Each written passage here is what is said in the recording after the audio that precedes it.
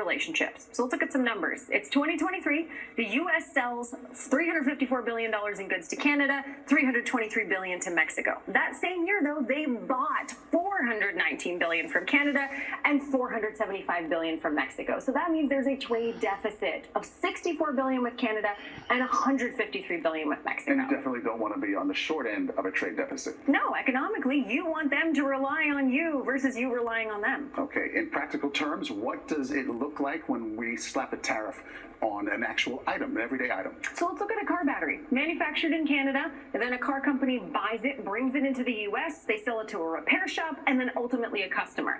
But if there is a tariff, that same U.S. car company pays an import tax to bring that car battery into the U.S. Then they have to decide how much are they going to pass on to that repair shop. And then ultimately the consumer says, okay, that car battery costs more. Am I going to buy it? Maybe yes, maybe no. And this is where potential inflation could happen. Right. It could mean higher prices. It also could mean that car company says, well, maybe I should manufacture that battery in the U.S. And then our trade partners say, well, maybe rather than paying import taxes, I should just do a better trade deal with the U.S. Three potential outcomes. Kelly O'Grady, thanks so much. The prospect of a trade war had investors dumping stocks in the early going today. The Dow plunged nearly 350 points in the first half hour in trading, but by the end of the day, it recovered a lot of its losses, closing down 122 points. Weijia Jiang at the White House now. A lot of ups and downs there today as well, with the tariffs on and off. Now that they're off, Weijia, what did the president get after all of that? Well, Maurice, President Trump has called tariffs the most beautiful word in the dictionary because he thinks they have such a potent power in negotiating. And tonight, the White House is touting concessions from both Mexico and Canada. So the Mexicans have agreed to send 10,000 soldiers to the border to stop fentanyl trafficking and illegal immigrants. But we should note that in our reporting, it actually shows the vast majority of fentanyl seized at the U.S. southern border is smuggled in by American citizens and other legal travelers on vehicles. Canada is also sending what they call 10,000 frontline personnel to the border and shelling out about $1 billion for choppers and new technology to reinforce it.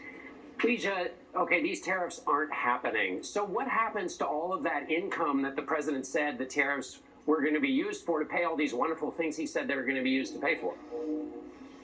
And John, that is a very long list. But the White House says that these Mexico-Canada tariffs had one specific goal, and that was to convince our neighbors to do more to seal the border from illegal immigrants and drugs. They say that is separate from the so-called universal tariffs that would put a 2.5% global rate on certain fields, such as semiconductors and possibly even cars. Tonight, sources close to Trump say he is still very much considering those. Weijia Jiang at the White House for us. Thank you, Weijia. Now some of the top stories from around the world in tonight's evening news roundup, starting with the aftermath of the air ambulance crash Friday in Philadelphia. 4 people are still in the hospital, 2 in critical condition. No word yet on what caused the crash. 1 person on the ground and all 6 on the plane were killed, including a girl from Mexico who had been treated at Shriners Children's Hospital. Doors were locked at the Washington headquarters of USAID today at the mutual agreement of President Trump and billionaire Elon Musk, whom he's empowered to remake the federal government. USAID, established by President Kennedy and Congress, fights starvation and disease in more than 100 countries, including Sudan, scene of the worst humanitarian crisis on Earth. Deborah Pata will take us there later this week. And today was the deadline for thousands of FBI agents to fill out a Trump administration questionnaire, asking them what role they played in investigating the January 6th Capitol riot, the largest criminal investigation in U.S. history. CBS's Scott McFarland joins us now. With Scott, the impact of all of this is being felt across the country tonight.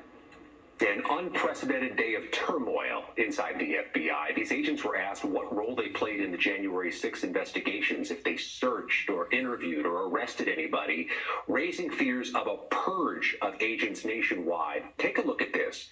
Our CBS News review found some of these lead January 6 FBI agents are part of joint terrorism task forces in cities nationwide, including New Orleans, the most recently struck city with a terror attack, and others from California to Colorado to Connecticut. There's also this concern that this purge would impact human trafficking task forces, gun groups, and John and Maurice, send a chilling message to FBI agents. Be careful what you investigate next and make sure it does not displease President Trump. So that's filling out the questionnaire. What's the long-term impact here, Scott, for the FBI? Immediately, there's a 12 p.m. deadline Eastern time tomorrow for the FBI to turn over these names to the U.S. Department of Justice, with the possibility that there are going to be cuts. Also possible, lawsuits challenging these firings if they happen by attorneys representing FBI agents, but also just a make or break day tomorrow. Will the FBI do it? We know this statement from the assistant director for the New York field office shows that they are trying to rally the troops. He says, we find ourselves in the middle of a battle of our own as good people are being walked out of the FBI and others are being targeted because they did their jobs. A demoralizing moment, if nothing else, inside the Bureau. Scott McFarland for us in Washington. Thank you, Scott. Still ahead here on the CBS Evening News, Lonnie Quinn with the weather.